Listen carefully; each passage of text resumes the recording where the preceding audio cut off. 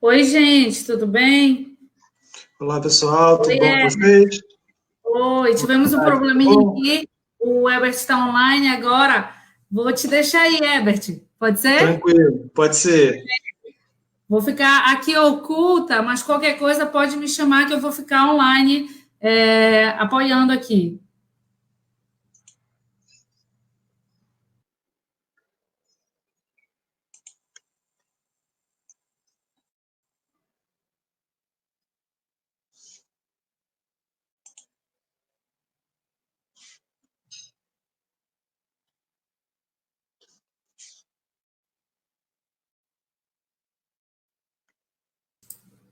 Herbert, se tu quiseres compartilhar tua tela, logo embaixo tem compartilhar tela, share Ótimo. screen. Achei, eu já achei, já achei. Pronto, Beleza. Vocês estão me beleza. ouvindo bem? Tá tudo. Estão conseguindo me ouvir bem?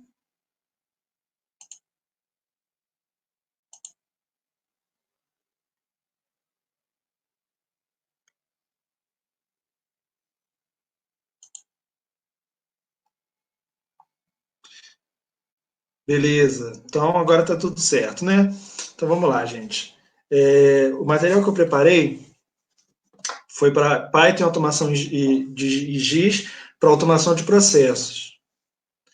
E a ideia era tratar com vocês alguns exemplos da utilização do Python na automação de processos vinculados ao GIS. Deixa eu aumentar minha tela aqui. Ok.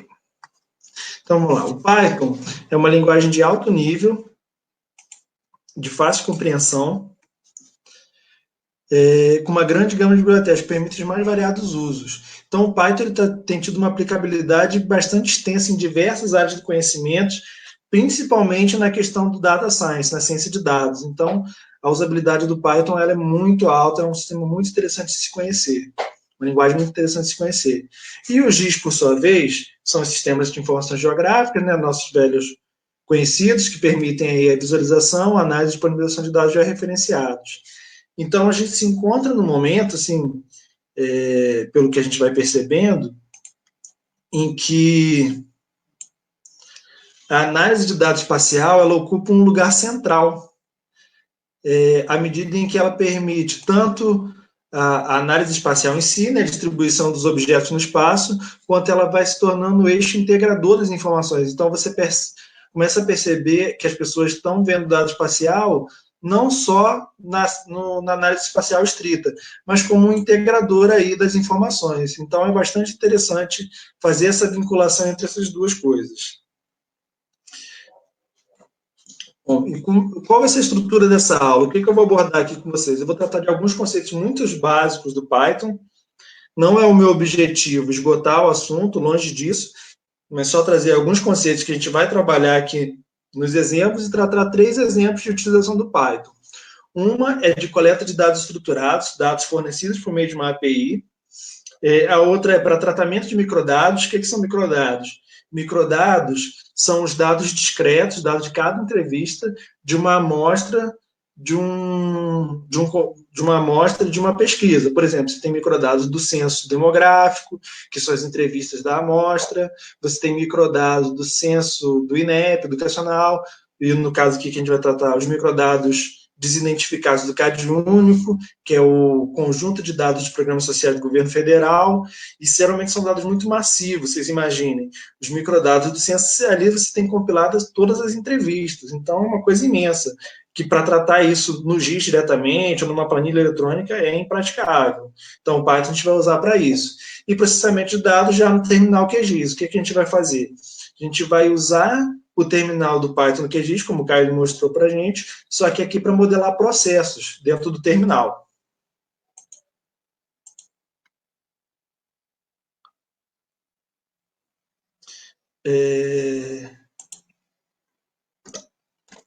Então, aqui, alguns conceitos básicos em Python. É uma linguagem de alto nível. O que isso quer dizer? É uma linguagem que tenta se aproximar da linguagem humana. Então, ele tenta ser o mais próximo possível de uma linguagem que seja compreensível, digamos, a olho nu, né? Você consegue olhar o código e entender o que ele está fazendo, por mais que você não conheça a linguagem específica. É uma linguagem interpretada, ou seja, ela não precisa ser compilada, ela é executada direto do interpretador da linguagem, o que dá muita agilidade do uso dessa linguagem. O controle de ações é feito por indentação. Isso aí, quando a gente mostrar os códigos, vai ficar mais claro. Mas eu organizo o código da ordem de cima para baixo, conforme as ações eu quero que elas sejam executadas. E quando eu tenho uma ação que depende de uma outra ação, depende de um controle, eu idento... Oi, meu Deus. Tivesse só... depois eu vou lá. Tá bom? Você fecha a porta para mim?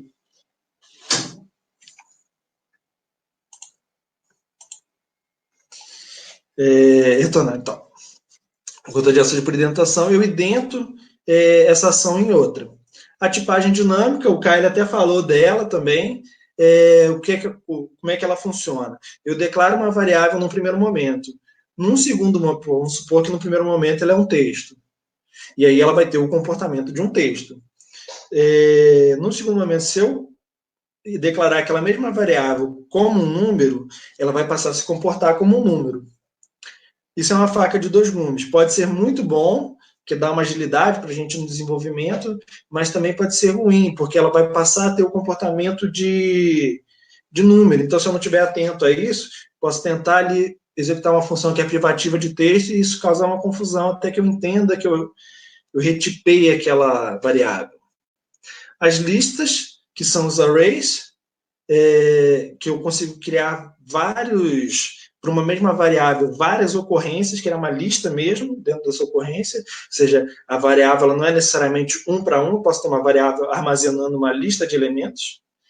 A multiplicidade de bibliotecas, existem muitas bibliotecas no Python, muitas mesmo. As principais, o Pandas Pandas e GeoPandas, é uma biblioteca que eu gosto muito, porque ela permite que a gente trabalhe como se fosse uma planilha, o Matplotlib, que é de plotagem, o Beautiful Soup, que é muito para web scraping, não vou abordar o web scraping aqui, mas é muito interessante também, e a facilidade de integração, ela é integrada a vários outros sistemas, é muito fácil você integrar o Python. E aqui eu vou falar de algumas funcionalidades que a gente vai usar nos exemplos, só para ficar um pouco mais claro, porque são linguagem da estrutura do Python. O primeiro é o controle de ações. O controle de ações tem duas formas muito básicas que eu quero tratar aqui com vocês, que é o conjunto for-in, que é um iterador que ele executa aquele conjunto de operações a partir de uma contagem. Ele tem essa sintaxe aqui, for-in in range. E aqui eu digo quantas vezes ele tem que repetir essa operação. Em cada uma dessas operações, i vai assumir um número da iteração, ou seja, quando eu crio esse iterador, o i na primeira iteração ele vai assumir o valor de 0. O i na segunda iteração vai assumir o valor de 1, e assim sucessivamente. E o while, que ele também cria um iterador como o for, só que ele cria um iterador vinculado a uma condição. Enquanto aquela condição for verdadeira, ele continua executando aquela operação. Quando aquela operação passar a ser falsa, ele interrompe o processamento. O outro é o try except, que ele cria uma condição de teste e como que o programa deve lidar com o erro. Então, por exemplo, eu dou um try que ele tente executar uma função. Se essa função ocorrer erro, eu posso dizer ao programa como ele tem que se comportar com esse erro. Por exemplo, eu quero que ele continue. Então, eu dou um comando de pass, ou seja, continua o processamento e ignora esse erro. Ou não, ele é um erro fatal, eu não posso continuar o processamento. Então, eu dou um comando de break, ou seja, ele vai parar o processamento ali, e às vezes eu posso permitir que imputar algum valor para transformar alguma variável. Tem várias formas de lidar com isso, mas o importante é saber que o try except ele me permite lidar com o erro dentro do programa. O if, elif e else, ele também criam condicionais, sendo que o if, ele cria uma primeira condição, ou seja, se aquela condição que eu coloquei no if for verdadeira, ele executa tudo que está indentado a esse if. Se ela for falsa, ele continua a execução ignorando aquelas aquelas funções que eu coloquei ali dentro do if. O elif, ele faz essa mesma questão da condição, sendo que ele só considera os resultados que testaram falso para o if. Ou seja, vamos supor, eu tentei if maior que 5, digamos. Então, ele vai ter menor que 5. Então, enquanto for menor que 5, ele vai usar o que tiver dentro daquele if.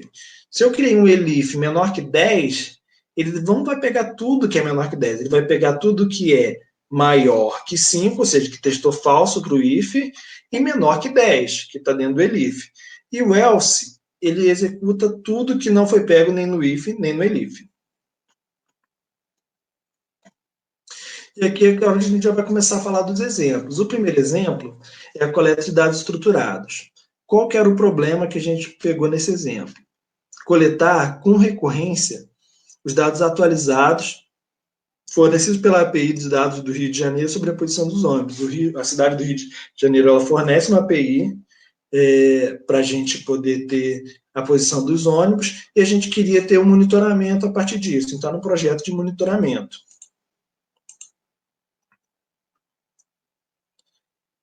Então, vamos lá.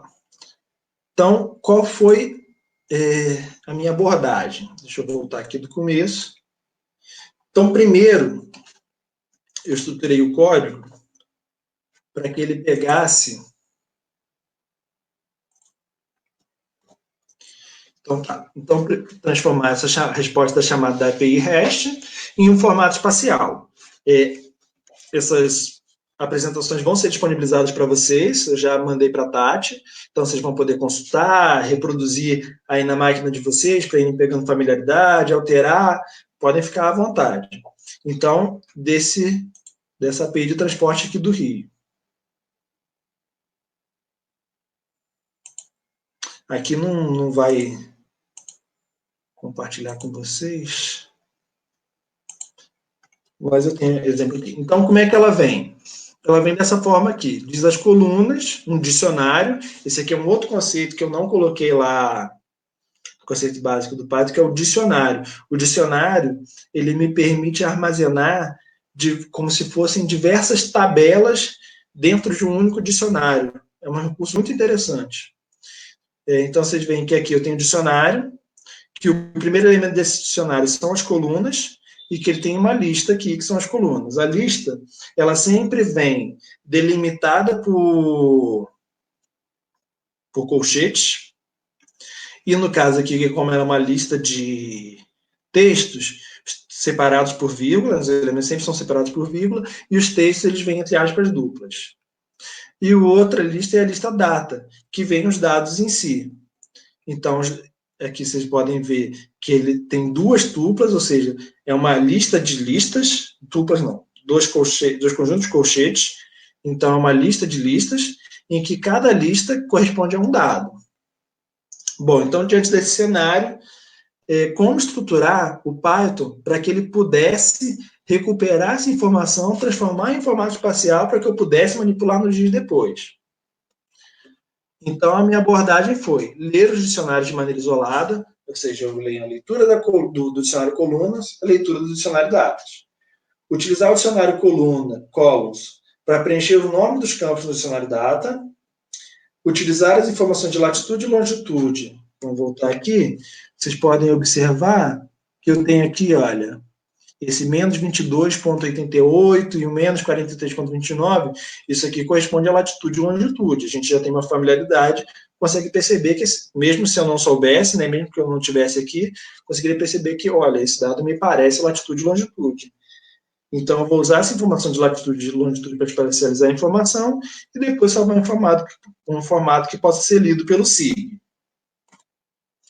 Pré-requisitos. Primeiro tem que ter um interpretador do Python, tem que instalar o pacote pandas e pacote geopanda e pacote requests. Agora eu vou mostrar para vocês os blocos de criação. Então, essa aqui é como se fosse um pseudocódigo.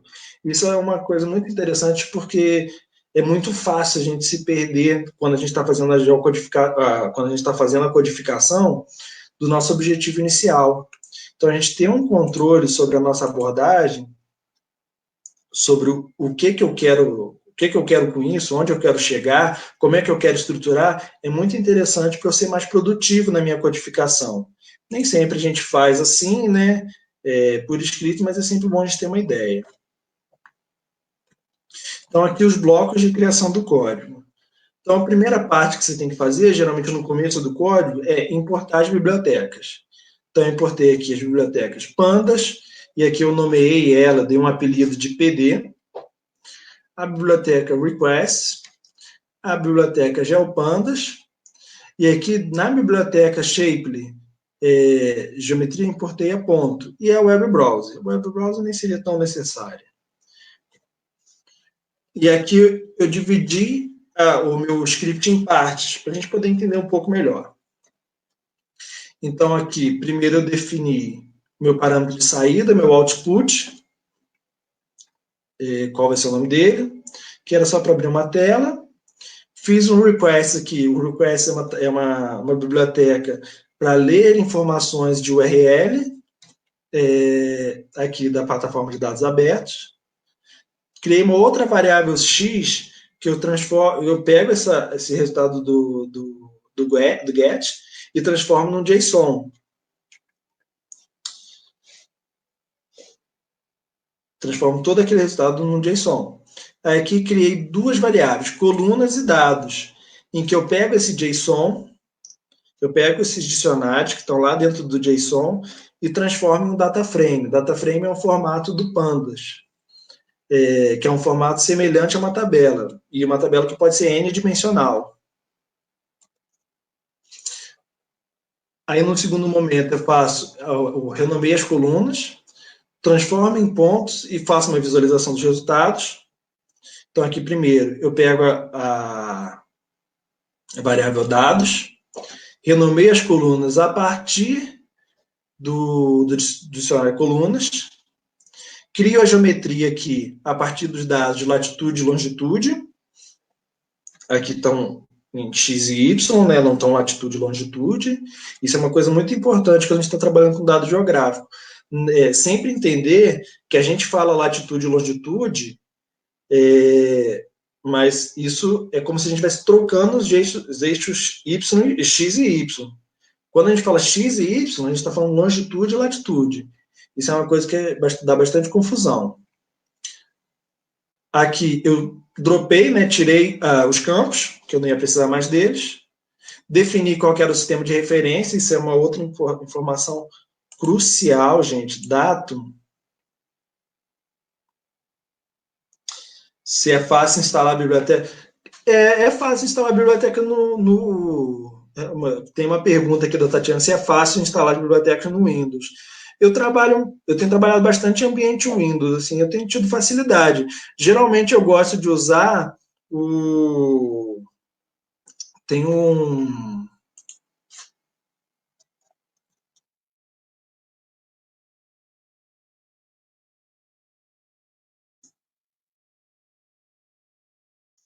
minha palavra. Tem minha biblioteca chamada PyPy. Deixa eu ver se eu consigo compartilhar essa outra tela também.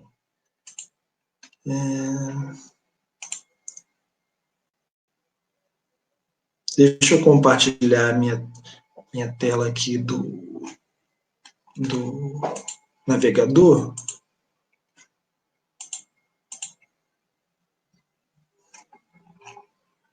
Vou procurar o Pandas aqui.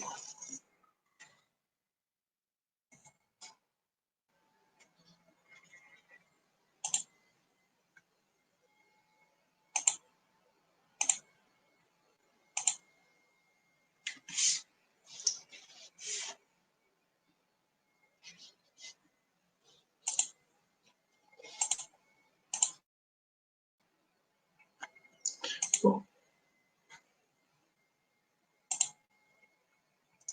Então, aqui é bem tranquilo. Basicamente, dá esse comando. Pipe, install, o pipe install pandas. Bem de boa. Deixa eu voltar para a apresentação.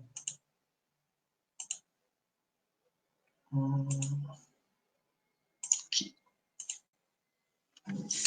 Então, aqui, defini qual era o sistema de referência e criei o GeoDataFrame, o GeoPandas, dizendo quem eram os meus dados, quem que era o meu sistema de referência e quem que era a geometria que eu defini aqui.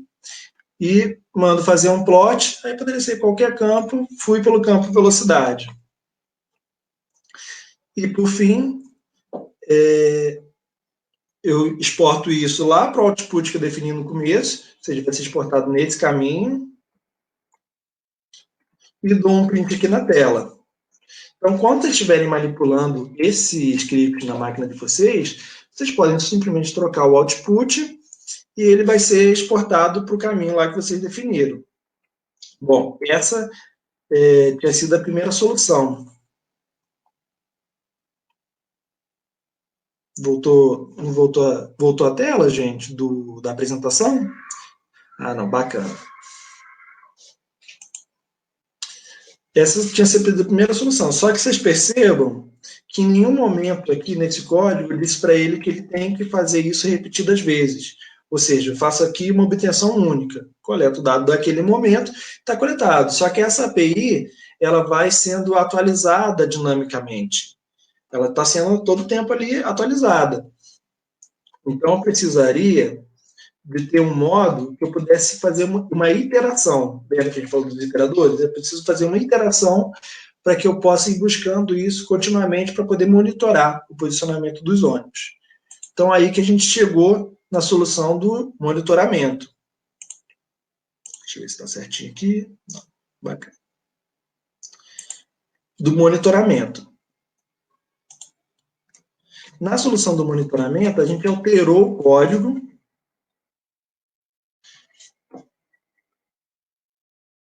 Então, aqui, a gente alterou a abordagem, a gente incluiu esse quarto passo aqui, que é, ele testa se já existe o dado espacial lá. Se ele não existe, salva o formato espacial.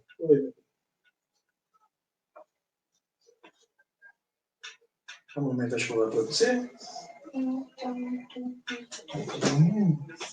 Então, ó, deixa eu escovar. Deixa eu só falar aqui. Olha aqui também, ó. Gente, eu vou só precisar dar uma pausa, daqui a pouquinho eu volto. Vou só escovar o dente da mais velha. Relaxa, tá só tranquilo. Um minutinho. Vai lá. Olha só, galera, viu? Então, enquanto isso, deixem as suas perguntas aqui para o Herbert, tá bom? Ele vai rapidinho ali e já volta. Aproveitem, vão correndo fazer um xixi, beber uma água, tá? Enquanto isso, eu vou monitorar aqui, ó, escondidinhos. Fala aí, Maria Helena. Oi? Eu tenho a blusa das meninas da Gel. É verdade. E cadê? Tu nem usou hoje, só usou ontem. Isso é hora de criança estar acordada?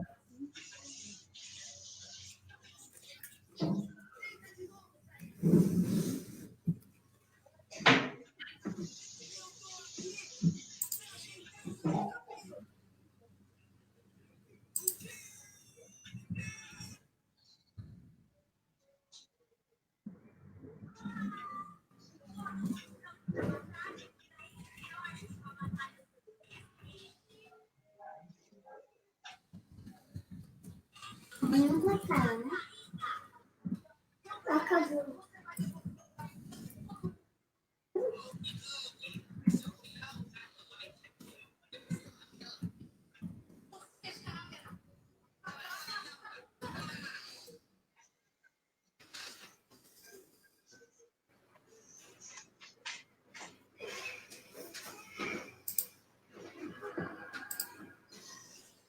Olha, filha, o pessoal está falando aqui com vocês, ó. Está dizendo assim, Oti. Deixa eu ver quem falou aqui.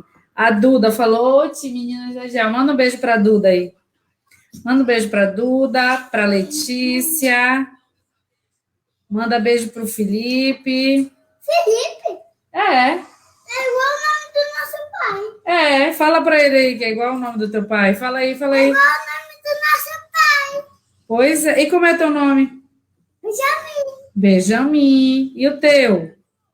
MH, mas o meu nome inteiro é a Maria Helena Monteiro de Freitas. Isso mesmo. É Benjamin Monteiro de Freitas. E quem gosta de ser Meninas da Gel aí?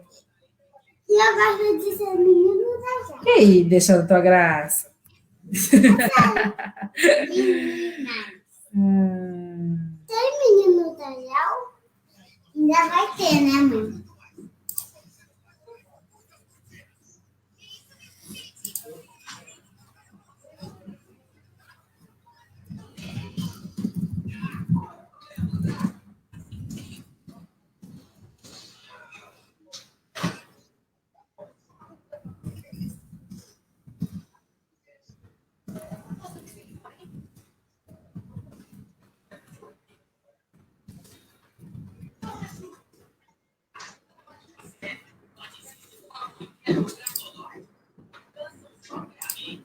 Quem tem filho aí, levanta a mão. Vamos fazer aqui.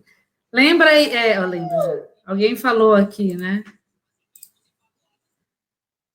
Vamos fazer uma. Tu tem filho? Quem é teu filho? As cachorras. Ah, as cachorras. Como são os nomes das cachorras? Uma Kate e outra Perry. Isso, muito bem. A gente ficou fazendo uma enquete aí, quem tem filhos, quem não tem. Não, Aproveitamos, né? ótimo. Tá certo. Então vamos lá. Retomando. Então aqui a gente mudou a abordagem. Primeiro eu faço um teste, né? Depois de processar se já tem um dado espacial lá. Se não tiver, ele salva. E se tiver, ele agrega essas informações. Aqui vai ser muito semelhante. Ah, aqui já tem uma diferença. Eu criei aqui duas variáveis adicionais. O número de interações, ou seja, quantas vezes eu quero que a consulta seja repetida, e o time sleep. Por que o time sleep? Se eu simplesmente disser que eu quero 100 interações, ele vai executar as 100 lá em 100 segundos, e eu fico ali com a minha amostra, ela não é efetiva para fins de monitoramento. Então, eu vou dizer um tempo para o código dormir. Eu vou falar para ele, olha, aqui teve uma diferença também que foi importar a biblioteca Time. Esqueci de falar dela. Um tempo para falar para ele, olha, espere para fazer rodar de novo. Fica dormindo, depois você roda de novo.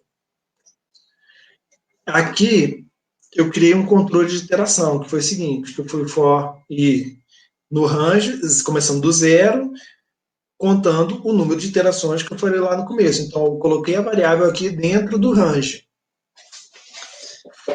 E eu vou colocar o meu código aqui dentro. Então, eu tenho meu código de... Então, primeiro, eu vou fazer o seguinte. Dentro dessa iteração, primeiro, eu vou tentar ler um arquivo que está lá. Perceba que é o contrário, né? Você vê como é que é a diferença do nosso pensamento com uma forma de ser estruturado o código. Para a gente, a rigor, eu teria que salvar o dado espacial e, se já estiver lá, adicionar. Aqui eu faço ele justamente da forma contrária. Eu testo se ele consegue salvar. Se ele não consegue salvar, ou seja, se ele encontra um dado já lá, eu falo para ele ler esse dado que já está lá e adicionar. Percebam que a gente fez de uma forma diferenciada.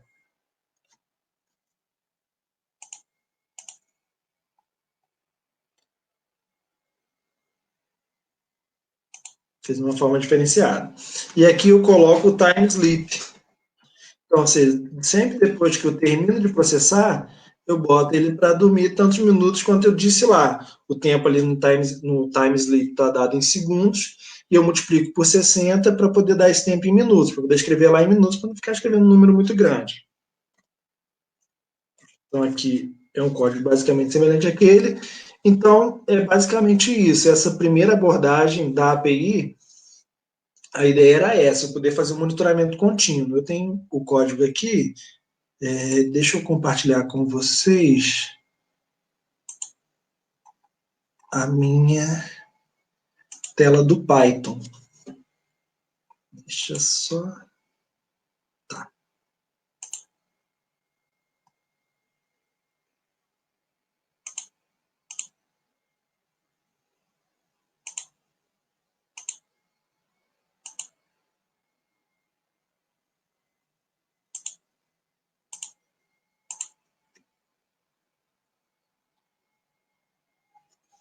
Ele não conseguiu.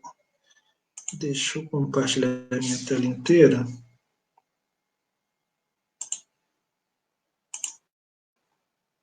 E vou lá para o Python.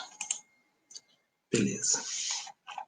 Então, aqui é o meu código no Python. Eu gosto bastante desse interpretador aqui, que é o Spider, e vou usar a partir dele. Então, vou botar aqui para rodar. Eu tenho alguns prints ao longo do código, para ele me dizendo o que ele está fazendo.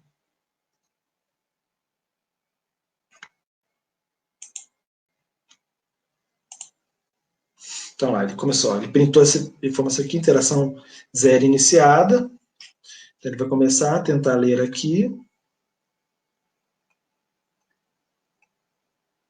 Eu não lembro se esse caminho ele já tinha dado, acho que já tinha dado aqui.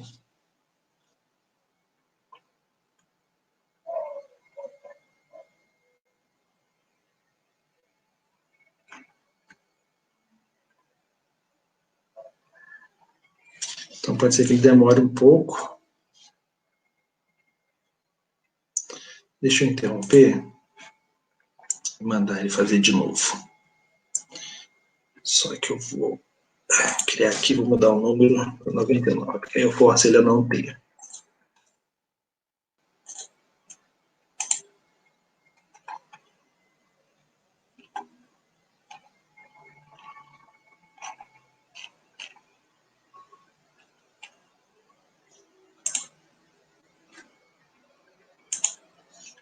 Tô dando algum erro.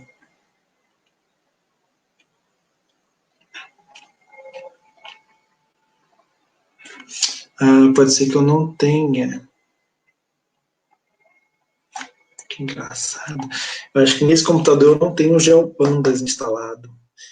Que esse código tinha sido no computador diferente. Deixa eu voltar lá.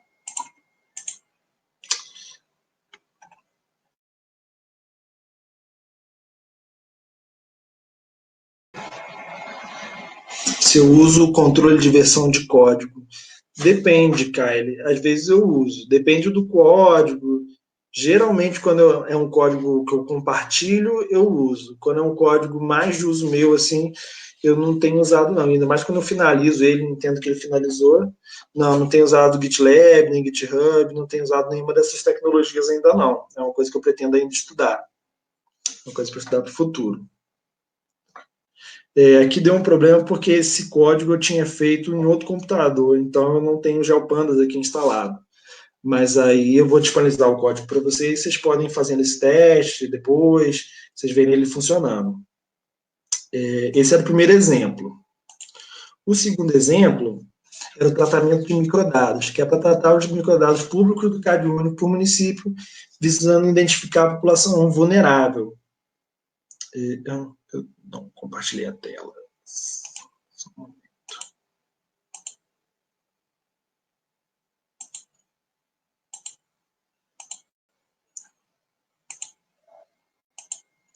Então, isso é uma demanda que, nesse momento, com a expansão do coronavírus, é muito importante a gente entender qual que é a nossa população socialmente vulnerável no nosso município, qual que é o perfil dela, qual que é o perfil etário, a população idosa ela tem um grau... Isso. É legal, super legal para o trabalho socioeconômico, porque é o cadastro dos benefícios do governo federal. Então, aí você tem uma gama de informações muito grande, o computador é bem completo. Então, nesse caso, qual que era o nosso contexto? Era extrair os microdados do CadÚnico de um município específico. Vocês podem encontrar a publicação dos dados nesse link, e esse link, os dados do CadÚnico desidentificados, eles estão disponibilizados em dois arquivos CSV, um com a informação de famílias e outro com a informação de pessoas, e ele é um dado muito grande, muito massivo, a gente não consegue trabalhar ele numa planilha eletrônica normal. Então, o que eu fiz? A minha abordagem aqui foi separar somente para o município de interesse, quais que eram os dados do CAD único para eu poder depois fazer minhas tabulações, fazer minhas análises.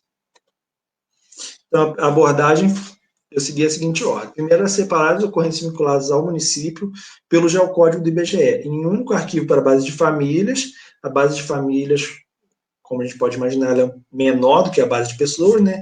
Porque uma família tem várias pessoas, então um registro da família pode desdobrar em 3, 4, 5, 6, 7, 8, 9, N pessoas. Então, dada a dificuldade de processamento dessa base, eu dividi ela em várias para depois ir para o passo 2, que é juntar a base de pessoas só para o município em uma só. Como eu já teria um filtro aí, eu não estaria trabalhando com os dados do Brasil inteiro, eu consigo depois juntar ela numa só. E depois fazer o join das informações da família na base de pessoas, permitindo novas análises. Isso porque várias informações que são super importantes, elas só estão na base de famílias. Assim como várias informações que são super importantes, só estão na base de pessoas. Então, eu já uso o próprio Python para fazer essa junção. Como é que foram os blocos de código?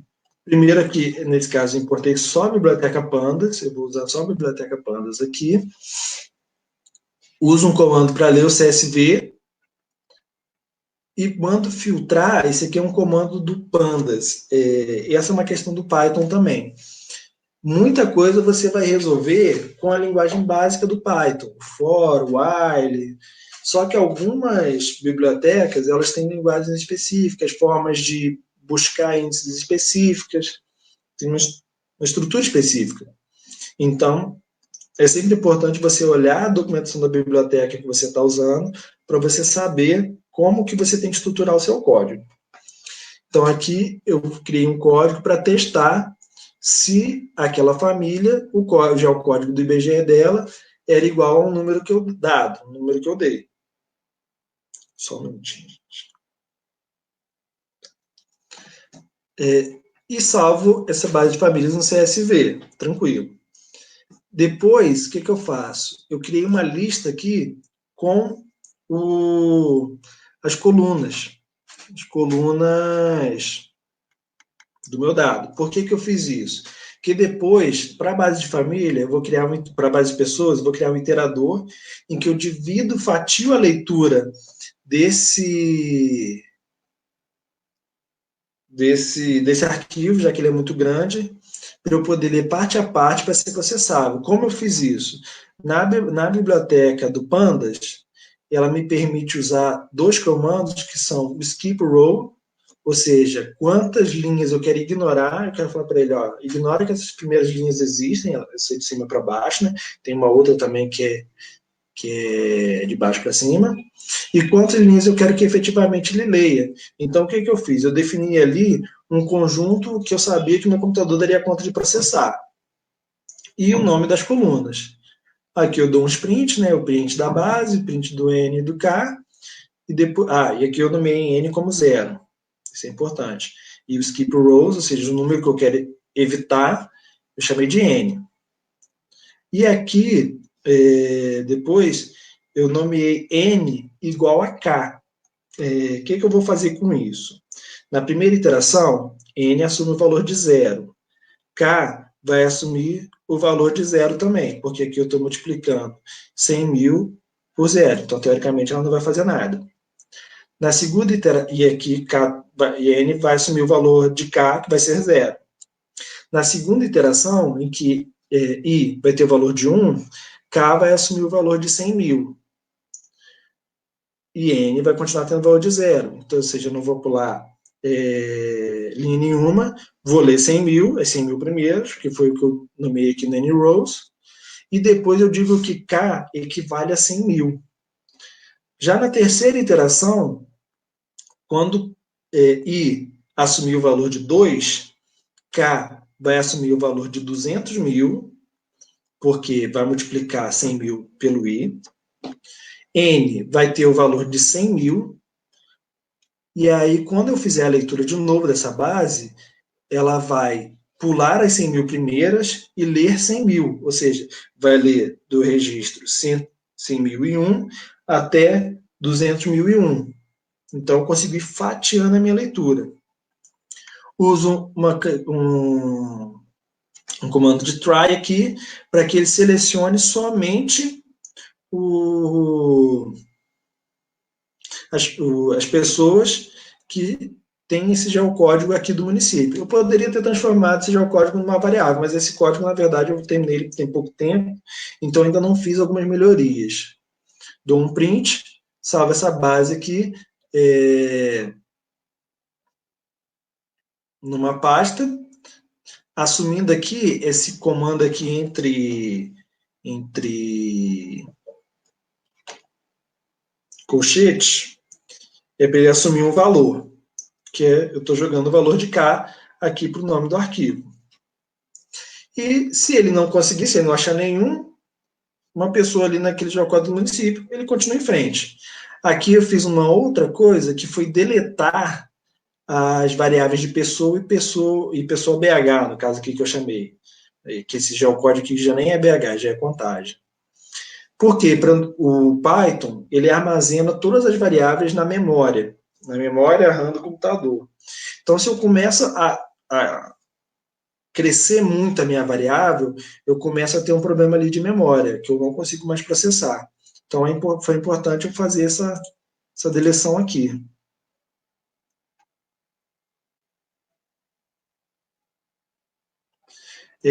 Se tem API para os dados, não conheço, Kyle, sinceramente. Pode ser uma coisa a gente pesquisar.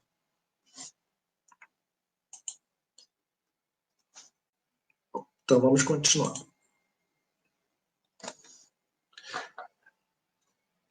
Aqui, num outro momento, o que eu faço? Eu pego todas aquelas N bases que eu tinha criado e vou fazendo um append, que também é um comando do Pandas, que é o que ele vai fazendo? Ele vai somando as linhas. Isso é para poder criar a base única de pessoa. Usa esse comando aqui, que é o drop duplicate, ou seja, se ele encontrar registro duplo ali, ele só mantém um.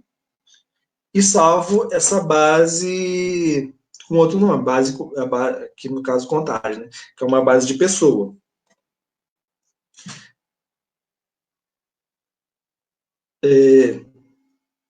Tá, isso aqui era um outro código. Nesse caso, eu não juntei ainda, eu pretendo também juntar as três em um código só. Nesse momento, eu tenho 3 etapas. E na terceira etapa, eu leio a base que eu criei de pessoa, leio a base que eu criei de família, faço o join entre pessoa e família.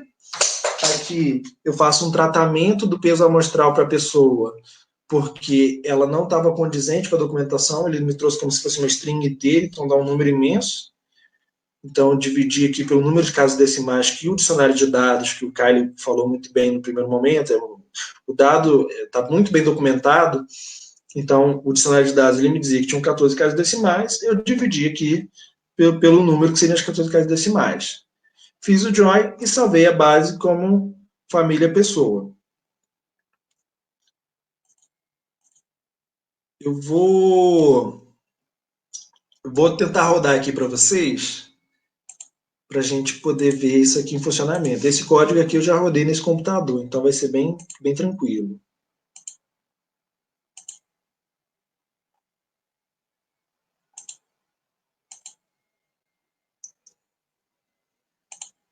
Então, aqui o tratamento cardiúnico, base 1, microdados cardiúnico, beleza.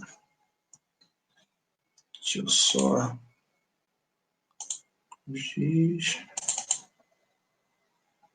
Eu vou deixar só as bases originais.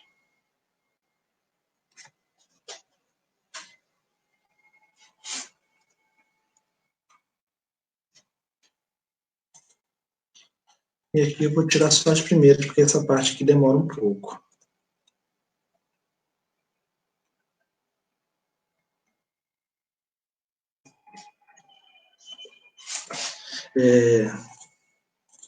Vou precisar sair só mais um momento, gente. Daqui a pouquinho eu volto.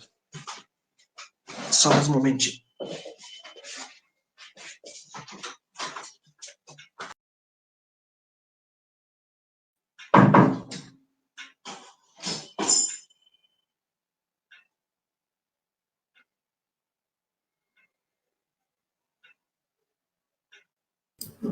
Oi, gente, voltei.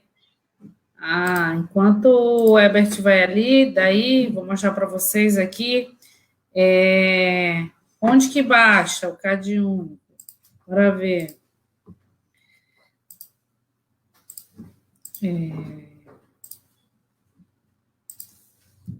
CAD único. Governo Federal. Aqui, Felipe, suspeito eu, né? Olha aí, vou mostrar uma coisa para vocês, pegando esse gancho aqui do Felipe, que perguntou onde que baixa esses dados do CAD único. Daí, tudo que eu quero relativo ao governo federal, a qualquer coisa que tiver no governo, eu vou aqui no link deles, cadê aqui? Que é SIC, né? Sistema de Informação ao Cidadão.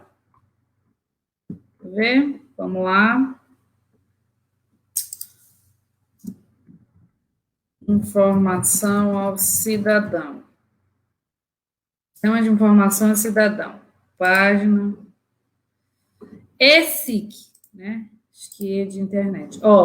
Eu sempre vou aqui nesse formulário, daí eu faço aqui o meu formulário.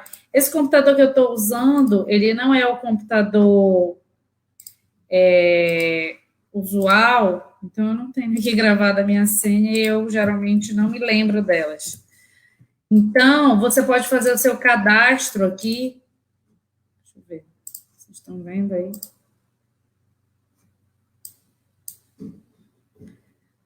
Tá? Você faz o seu cadastro aqui. Deixa eu ver se...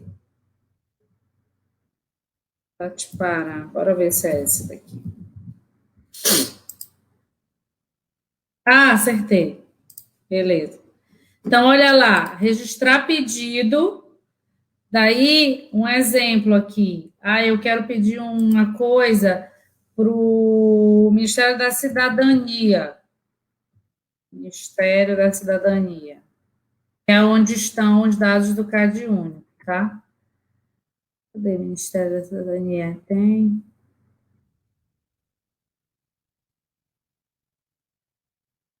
Aqui. Secretaria Especial da Secretaria Especial de Desenvolvimento Social. E aí, dados CAD único. Aí eu escrevo, quero dados CAD único do Pará, tá? E aí eu vou bem aqui enviar. Feito isso, em torno de 30 dias, no máximo, o governo te envia esses dados, tá? Dessa forma, eu já consegui muita coisa, muito material, que a galera, às vezes, precisa e não sabe onde tem, né? Outro dia eu fiquei uns 30 dias em debate com o IBGE, que eu fiz uma solicitação de um dado e eles falaram que não era o dado público. Eu queria o registro de todas as agroindústrias existentes no estado do Pará, todos os registros. Daí ele pedia para mim fazer uma busca pelo Sidra, e lá no Sidra ele não me diz aonde estão as agroindústrias, ele me diz que existe, por exemplo, em Castanhal existem 24, Belém existem sei lá quantas, né? Só que eu queria a localização delas, eles disseram que não era pública, e eu insisti dizendo que era, baixei ali a lei da informação, existe uma lei de transparência, né, lei da informação, enviei para eles, enfim, então depois de 30 dias nesse embate aí nesse site, eu consegui que eles enviassem esses dados para mim, tá? Então ele é muito legal, vocês podem usar para diversas coisas, por exemplo, eu quero tirar uma dúvida de qualquer assunto, gente, de qualquer assunto do governo. Eu quero tirar uma dúvida sobre o meu pagamento da bolsa do meu estágio. Manda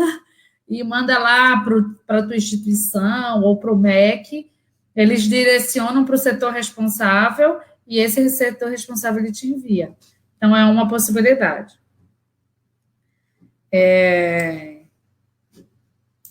Beleza? Pronto. Pronto, voltei. Voltou. Aí, ó, o Felipe fez uma pergunta bem legal. Aí eu estava dando uma informação aqui para ele, que eu uso o ESIC para solicitar qualquer dado do governo federal, né? Ah, bacana. Mas aí tu falas aqui onde tu pegas esse dado do. Uhum. Vou Tá, sair. vou colar aqui.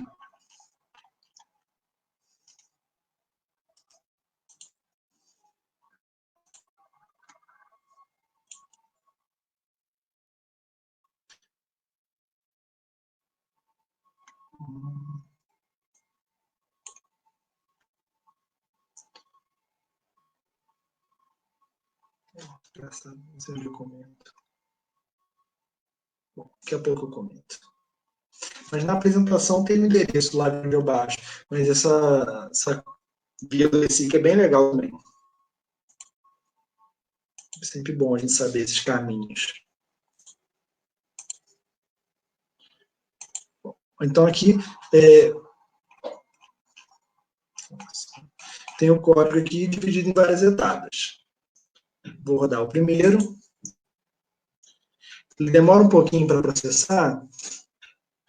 Basicamente ele vai fazer o seguinte, ele vai salvar a base famílias aqui para mim, já filtrada, e vai salvando as bases aqui separadas. Estão vendo aqui sempre esse final? É aquele finalzinho lá do K que eu coloquei aqui para o código salvar. Então, se eu abrir aqui, vou abrir umas dessas aqui de exemplo, só para a gente entender.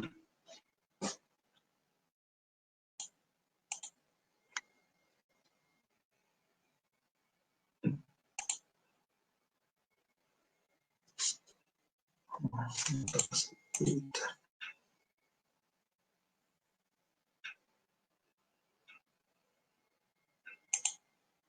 Tá, foi.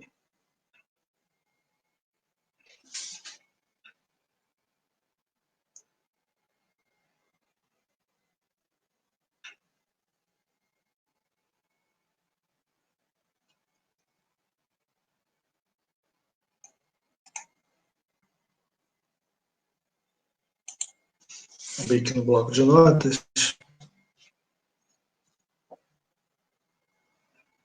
para a gente ver o dado aberto.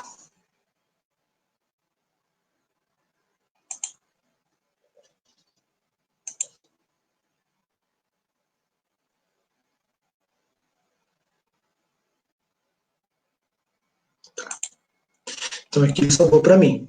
O código IBGE, vocês vão ver que é sempre aquele que eu pedi. Ou seja, ele fez essa filtragem para esse município, no caso de Contagem, trouxe todas as entrevistas. Então, a partir disso aqui, eu poderia fazer várias tabulações, vários cruzamentos de dados. Então, vamos colocar a apresentação. Então, é basicamente isso. Então, a partir, eu recomendo a vocês. O computador ficou lento.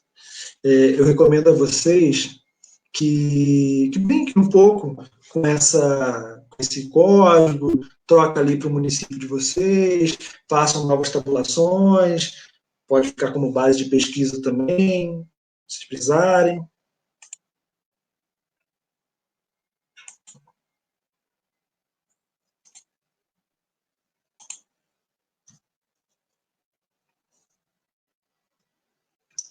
O meu notebook ele lida mal com esse processamento massivo. Deixa eu ver aqui.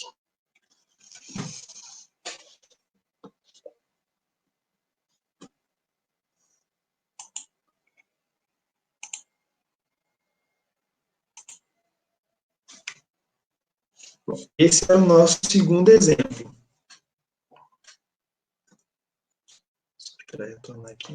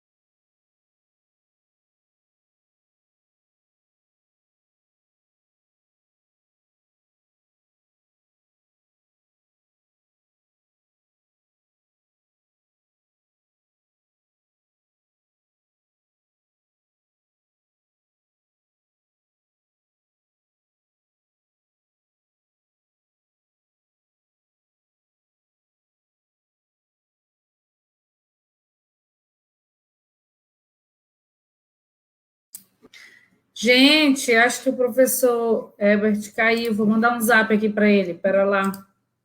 Acho que a conexão caiu.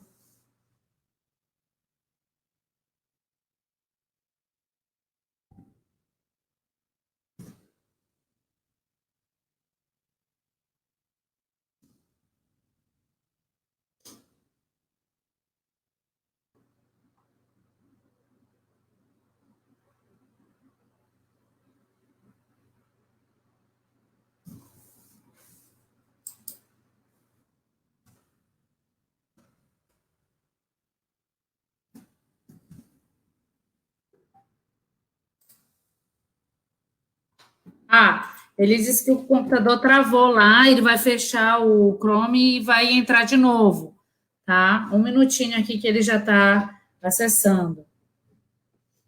Hoje tá terrível, geral, cada dia mais. Uau! Agora que era para estar funcionando.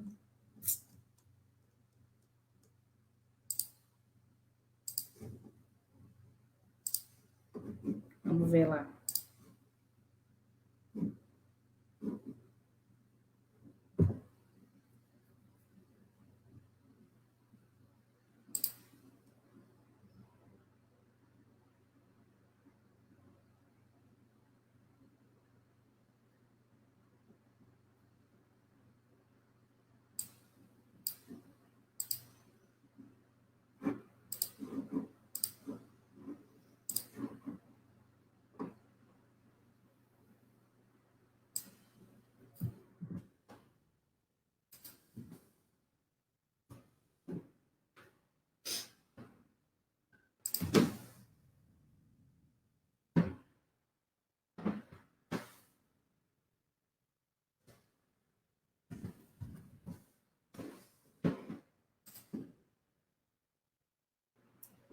Corram lá, façam outro xixi, bebam uma água e voltem.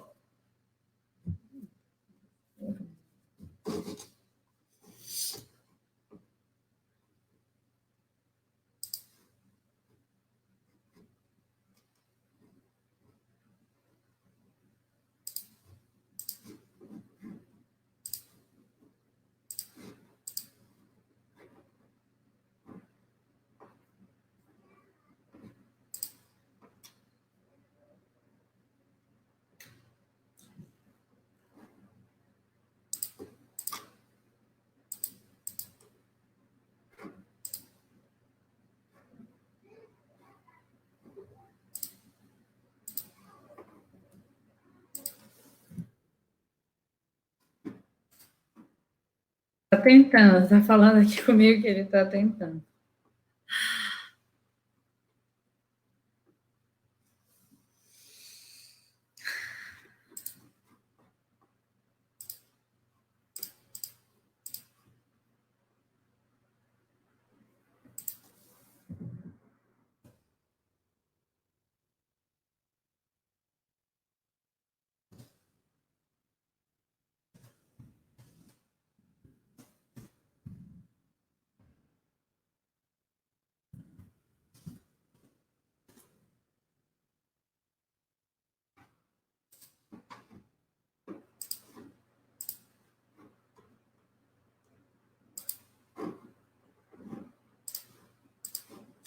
Galera, aproveitando aí, todo mundo que está aqui online já segue as meninas da GEL no Instagram e no Facebook? Digam aí, quero ver se sim ou se não. Se sim, bacana. Se não, é o momento certo para seguir agora. Por que é importante seguir a gente, galera? Porque a gente vai saber, né, se as nossas ações elas estão chegando até vocês e a gente vai poder contribuir um pouquinho lá com a internet ou com os conhecimentos de geotecnologias, certo?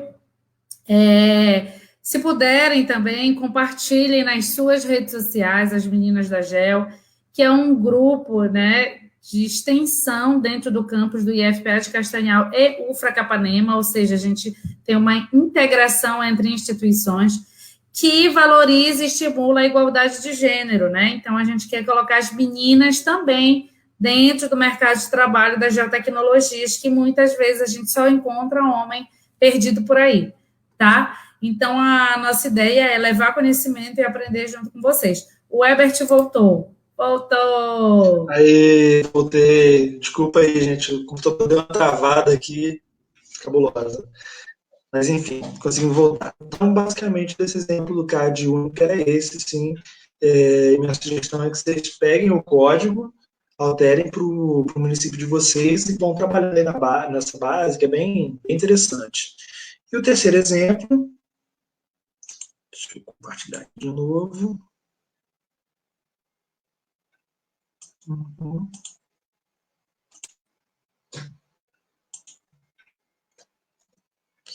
É o processamento de dados no terminal do QGIS. Então, eu tinha o seguinte problema nesse caso.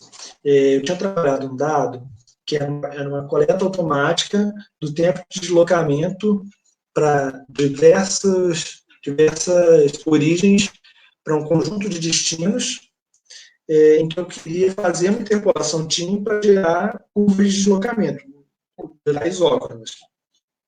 E aí, quando eu tentei processar isso pelo modelador de processo no QGIS, a interpolação TIM, ela está de uma forma muito difícil de lidar ali dentro do modelador.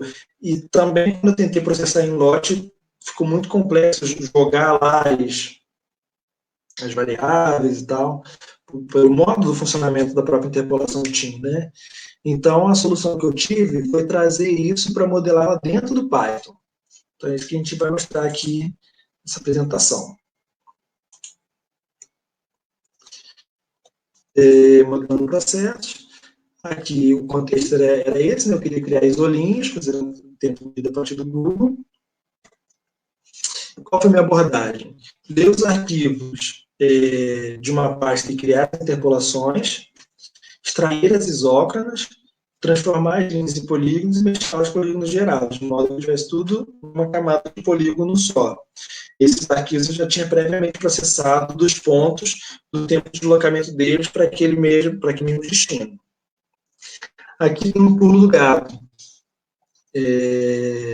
Sempre quando a gente executa um processo no QGIS, fica armazenando lá no histórico do processar esse histórico que você processou. E nele, eu tenho como o próprio QGIS rodou esse processamento. E eu consegui extrair daqui como eu preciso criar isso para o Python. Então, é uma coisa bem interessante eu pegar a partir disso aqui como eu tenho que criar isso aí no Python.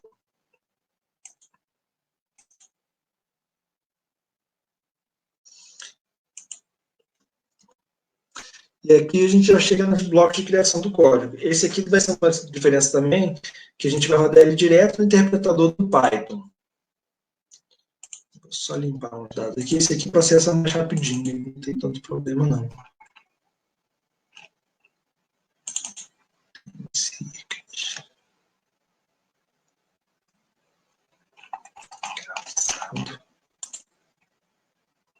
Tá.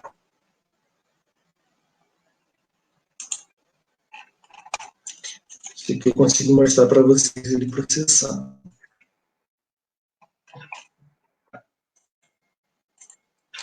Então, vamos para o bloco de criação do código. Então, a primeira parte foi fazer a interpolação dos dados. Então, importei a biblioteca OS, uma biblioteca para criar funções do sistema operacional. Defini qual que é a minha pasta raiz, que eu iria ler os dados. E aqui eu usei uma função muito interessante, que é a OSWalk. O que a OSWalk faz? A partir do diretório raiz que você determina para ele lê todas as pastas e arquivos dentro daquele diretório. E ele cria isso como uma iteração. Então, é bem bacana, assim, se estudar esse OSWalk. Então, eu fiz essa solução aqui. Criei o root, o user files, esses nomes são já específicos, dentro do resultado do OSWalk da pasta dados. E aí, para o nome dos arquivos, eu pedi para que o sistema o Python selecionasse só aqueles que terminassem com ponto .shp. No caso aqui era shape. Poderia ser JPEG, poderia ser qualquer um. Nesse caso aqui é shape. E aqui eu fui criando variáveis para poder alimentar essas informações aqui que eu precisaria para o processamento. Então, por exemplo, eu faço o tratamento do arquivo para eu poder botar no arquivo de entrada. O método de interpolação, eu vi lá, rodei a primeira vez normal, sem ser no Python, como que vinha a codificação do método que eu queria usar. Número de colunas e linhas, a mesma coisa. Na extensão, eu fiz o seguinte, eu usei um comando aqui do próprio QGIS, transformei aquele arquivo num layer de vetor e usei a função extend para eu saber qual que é a extensão de cada arquivo que eu fosse pegar. Por quê? Porque a minha extensão ia ser variável. Eu não teria a mesma extensão dos mesmos arquivos, porque eu estaria trabalhando com conjuntos diferentes. Aqui, só para deixar um pouco mais claro, vou trabalhar nesse exemplo aqui com três destinos que são muito conhecidos aqui em BH, não em BH, que são a Praça 7, que é na porção central do município, né, a área central do município, o Mineirão e o BH Shopping, que é um shopping bem famoso aqui. E a partir deles eu criei uma grade regular e fiz essa coleta de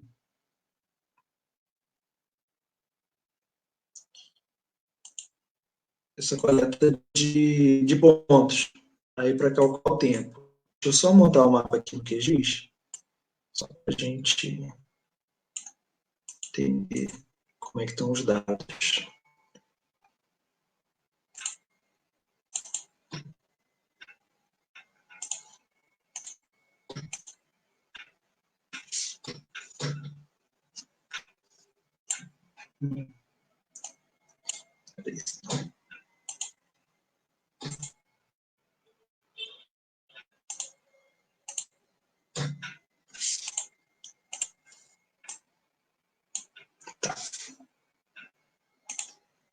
Então, aqui, criei a lista de coordenadas, coloquei na extensão, e o output, eu meio um tratamento aqui, substituindo o nome do arquivo de .srp para .tif. O segundo momento foi gerar isócronas.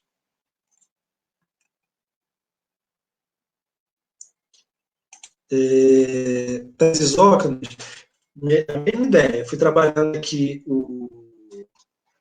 as variáveis para poder alimentar o que eu precisava lá no processo, né, no run do processo, rodei separado para ver como é que ele se estruturava, rodei salvar na pasta, e aí com esse shape, né, das linhas de contorno, né, uma igual extração de curva de nível, com underline curvas. No terceiro momento, eu mandei fechar essas curvas em polígonos, usando lines polygon. E no quarto momento, eu criei uma lista, mandei ler desse arquivo, né? E aqui vocês podem notar que é interessante, que aqui eu tinha mandado ele salvar todos, substituindo para underline curvas, underline pol.shp. Aqui eu já dei comentada isso, então ele vai ler o que eu processei no momento anterior.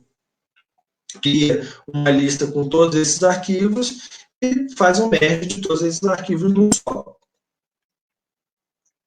Agora eu vou mostrar para vocês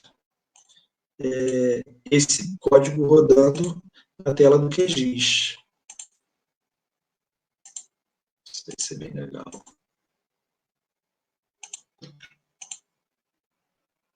Vamos ver, esperar aparecer para vocês.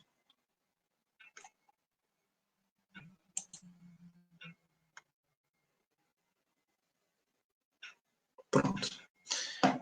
Aqui são as áreas que eu tinha selecionado, né? O entorno do Mineirão, o entorno da Praça 7 e o entorno do BH Shopping. Vou abrir o terminal.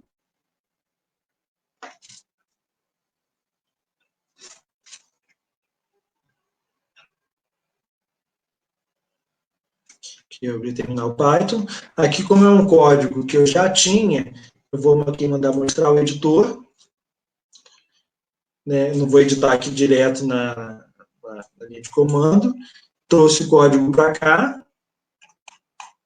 Poderia ir escrevendo aqui também, não tem problema nenhum. E vou mandar executar. Ele vai me dando os prints aqui, avisando o que ele está fazendo. Esse aqui é até bem rapidinho, até porque eu tenho uma massa de dados pequena. Eu montei esse teste aqui especificamente para a aula, então essa casa é uma massa de dados pequena. Se a gente tiver feito isso para baixo, aqui já estou fim. Então já terminou. Se eu for lá na pasta,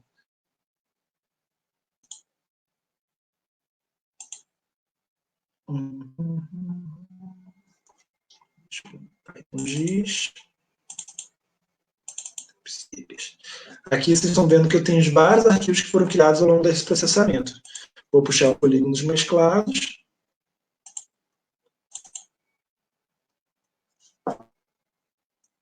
Pronto, gerei as minhas isócronas.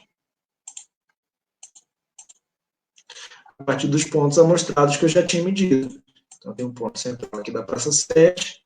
E a partir desse ponto da praça 7, eu vou tendo ali 60 segundos, que seria 1 minuto, 2 minutos, 3 minutos, 4 minutos e assim sucessivamente.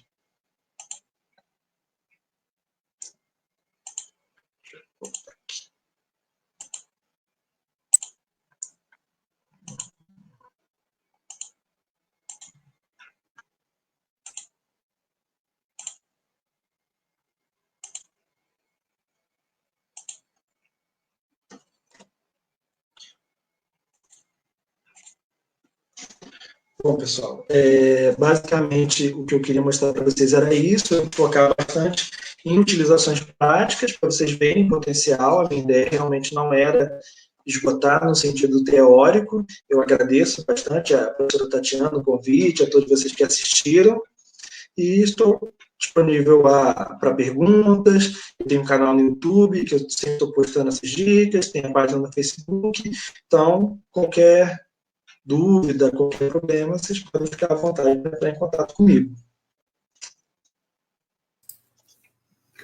Oi, Herbert, é isso mesmo. É muito show a tua aula, muito didática, é muito prática, achei bem legal os exemplos que tu trouxeste, que eles são bem reais, bem fáceis, né, da gente aplicar. Tu mandaste para a gente também um material bem legal, queria saber se pode disponibilizar eles para a galera. Pronto, então vou colocar depois zipado no arquivo aqui do grupo para a galera também treinar, né? Sim, sim. E dizer para seguirem aí o Herbert, compartilharem aí suas dúvidas com ele, né? Contactarem nas redes sociais. Eu conheci o Herbert assim, virtualmente, já acompanhava aí as postagens deles, né? Tua, no caso. E sempre achei bem dinâmica ela, bem legal. Isso é muito, muito legal de ver, porque às vezes a pessoa sabe, mas não sabe ensinar. E aí eu vi que tu consegues repassar bem tranquilamente, né? Que bom. O pulo do gato, né? Tu falaste essa palavra até, coloquei ali. O pulo do gato, que às vezes a gente precisa, quem está do outro lado do computador, mas a pessoa não chega no pulo do gato. Muitas vezes é um detalhe, né? Isso, exato. E isso é importante para quem está ensinando, principalmente para a gente aqui desse outro lado, que está muito nessa novidade da programação, de usar Python, né? Então, eu trabalho há 10 anos com QGIS, mas sempre lá apertando os botõezinhos, sempre fazendo daquele modo mais automatizado pela interface, né? E estou cada vez mais estudando para ver se eu consigo facilitar a minha vida, né? Porque a gente vê o quanto que é mais prático, o quanto que é mais rápido, né? Enfim, isso é uma questão de aprendizado. E eu queria te agradecer muito por ter aceitado o convite, pelo teu apoio aí, a tua disponibilidade de tempo, colocar as meninas da GEL à disposição, né, para te apoiar, para uma parceria, para tocar o barco para o que der e vier, tá? Fiquei muito feliz pela pausa para escovar o dente, né? Peço desculpa a vocês das confusões, porque... Não deve. tinha até falado com a Tati, assim, que eu tinha preferido gravar, porque acaba que é isso, né? É Isso, difícil ter uma exato. continuidade, assim. É Mas isso. acabou que funcionou, assim. Funcionou. E meus filhos ficam aqui, não dá para ver, mas eles ficam sentados, eles ficam aqui debaixo da mesa. Eu sempre saio porque eles estão correndo, um cai da escada, é sempre assim. Mas isso é muito legal, porque é a nossa vida real e Sim, principalmente nessa quarentena, acho que está todo mundo, né, dando um gás, se esforçando ao máximo para colaborar, né? Quando a gente fala de Python, quando a gente fala de QGIS, a gente fala de colaboração, acho que isso é muito uhum, importante, né, nesse mundo que a gente está e principalmente nessa quarentena. Então, sim. muito obrigada mesmo, de coração, estou muito feliz aqui pela tua aula, assim, com gostinho de quero mais, e poxa, dá mais exemplo aí, faz mais uma coisa, enfim. Mas já dizer para a gente estreitar esse laço e continuar aí nessa rede de parceria, de trabalho dentro da geotecnologia, Vamos certo? sim. Eu que agradeço muito o espaço de vocês, eu acho o trabalho que vocês estão fazendo muito interessante. Essa questão do gênero nas geotecnologias, eu acho que é um problema real. Eu observo isso no meu ambiente de trabalho. Nós temos poucas mulheres trabalhando com a gente, apesar de eu ser servidor público, né? Do total de 10, foram 2. Então, é muito pouco em relação à representatividade da sociedade. Então, é bem legal, assim. Eu, como pai de 2 meninas, eu fico bastante feliz de ver um trabalho desse sendo feito. Eu agradeço muito a vocês e Isso, vamos isso. estreitar o laço, sim. Show de bola. E aí, quando a gente vê que a gente tem um parceiro aí do gênero masculino apoiando, compreendendo, a gente também fica muito feliz, porque o que a gente quer é isso, né? Essa igualdade, chegar lá nos 50-50, né? Ter uma Uhum, relação harmônica dentro do trabalho, de sim, respeito, de entender que somos todos capazes. Acho que é sim. isso que, né, começa a mudança. Eu te agradeço também por apoiar aí o projeto, por compreender, e por possivelmente ser aí o grande modificador dessa vida a partir das tuas filhas, né? Incentivador, empoderando essas meninas aí, enfim. Então, A gente parabéns luta para isso. pela vida, um abraço aí às seus Obrigado, familiares, à sua esposa, e acho que pelo avançar da hora também a gente já finaliza aqui. Manda um beijo para todos que estão aqui online, ficaram até o final com a gente.